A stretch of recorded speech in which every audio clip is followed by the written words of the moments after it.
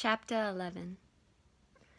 The morrow brought a very sober-looking morning, the sun making only a few efforts to appear, and Catherine augured from it everything most favorable to her wishes.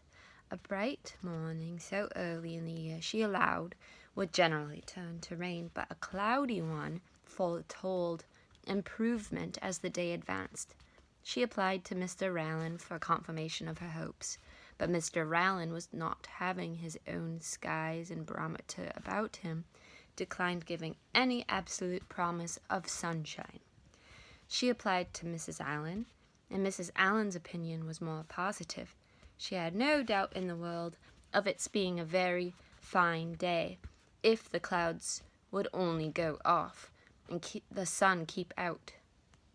At about 11 o'clock, however, a few specks of small rain upon the windows caught Catherine's watchful eye, and "Oh dear, I do believe it will be wet," broke from her in a most desponding tone. "I thought how it would be," said Mrs. Allen. "No walk for me today," sighed Catherine, "but perhaps it will come to nothing, or it may hold up before 12. "Perhaps it may, but then, my dear, it will be so dirty." "Oh, that will not signify. I never mind dirt." "No," replied her friend very placidly. "I know you never mind dirt."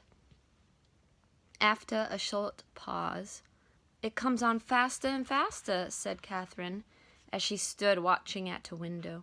"So it does indeed. If it keeps raining, the streets will be very wet. There are 4 umbrellas up already. How I hate the sight of an umbrella. They are disagreeable things to carry.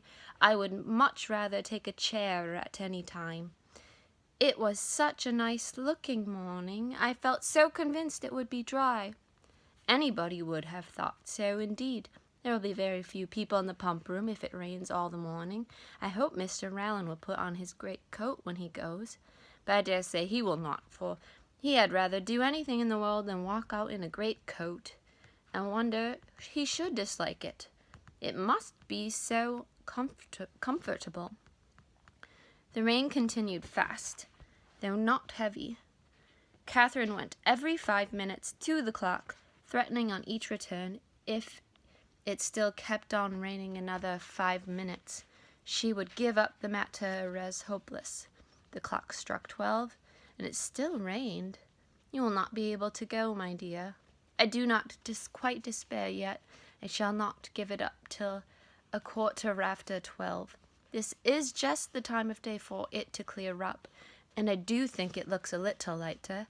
There it is, 20 minutes after 12. Now I shall give it up entirely. Oh, that we had such weather here as they had at Udolpho, or at least in Tuscany in the south of France, the night that poor St. Aubin died. Such beautiful weather." At 12:30, when Catherine's anxious attention to the weather was over, she could no longer claim any merit from its amendment. The sky began voluntarily to clear. A gleam of sunshine took her quite by surprise. She looked round. The clouds were parting, and she instantly returned to the window to watch over and encourage the happy appearance. 10 minutes more made it certain that a bright afternoon would succeed, and justified the opinion of Mrs. Allen, who had always thought it would clear up. But whether Catherine might still expect her friends, whether there had not been too much rain for Miss Tilney to venture, must yet be a question.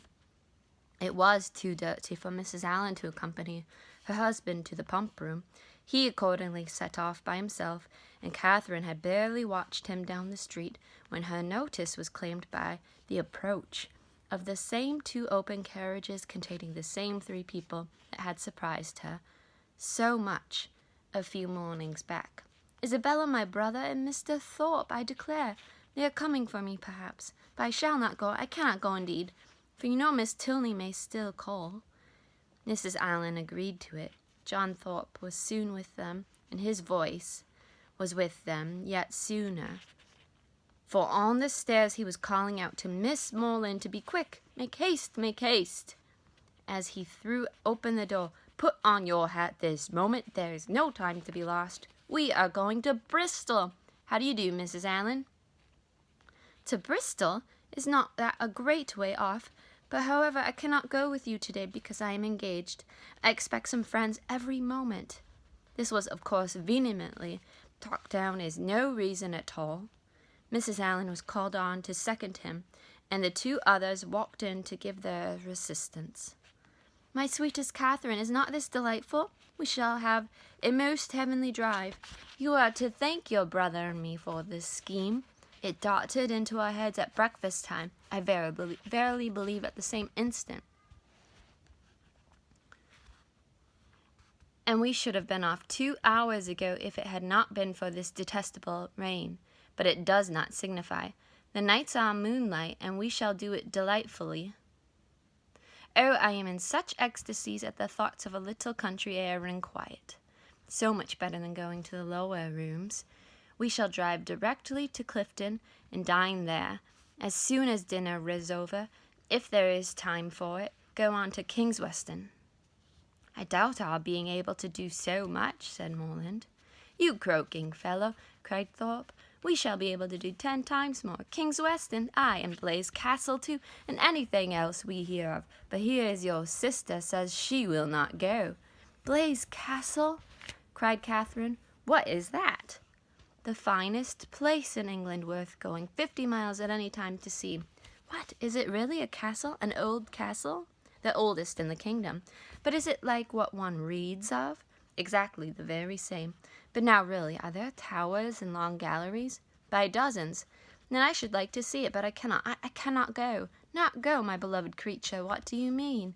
I cannot go because, looking down as she spoke, fearful of Isabella's smile, I expect Miss Tilney and her brother to call on me to take a country walk. They promised to come at 12, only it rained. But now, as it is so fine, I dare say they will be here soon. Not they, indeed, cried Thorpe, for as we turned into Broad Street, I saw them. Does he not drive a phaeton with bright chestnuts? I do not know, indeed. Yes, I know he does. I saw him. You are talking of the man you danced with last night, are not you? Yes. Well, I saw him at that moment turn up the Lansdowne road, driving a smart-looking girl. Did you indeed? Did, upon my soul. Knew him again directly. He seemed to have got some pretty cattle too. Very pretty cattle too. 'Tis very odd, but I suppose they thought it would be too dirty for a walk. And well they might, for I never saw so much dirt in my life. Walk, you could no more walk than you could fly. It has not been so dirty the whole winter. It is ankle deep everywhere. Isabella corroborated it. My dearest Catherine, you cannot form an idea of the dirt. Come, you must go. You cannot refuse going now. I should like to see the castle, but may we go all over it? May we go up every staircase and into every suite of rooms? Yes, every hole and corner. But then, if they should only be gone out for an hour till it is drier, and call by and by, make yourself easy, there is no danger of that, for I heard Tilney hallooing to a man who was just passing by on horseback, that they were going as far as Wick Rocks. Then I will. Shall I go, Mrs. Allen? Just as you please, my dear. Mrs. Allen, you must persuade her to go, was the general cry. Mrs. Allen was not attentive to it. Well, my dear, said she, suppose you go. And in 2 minutes they were off.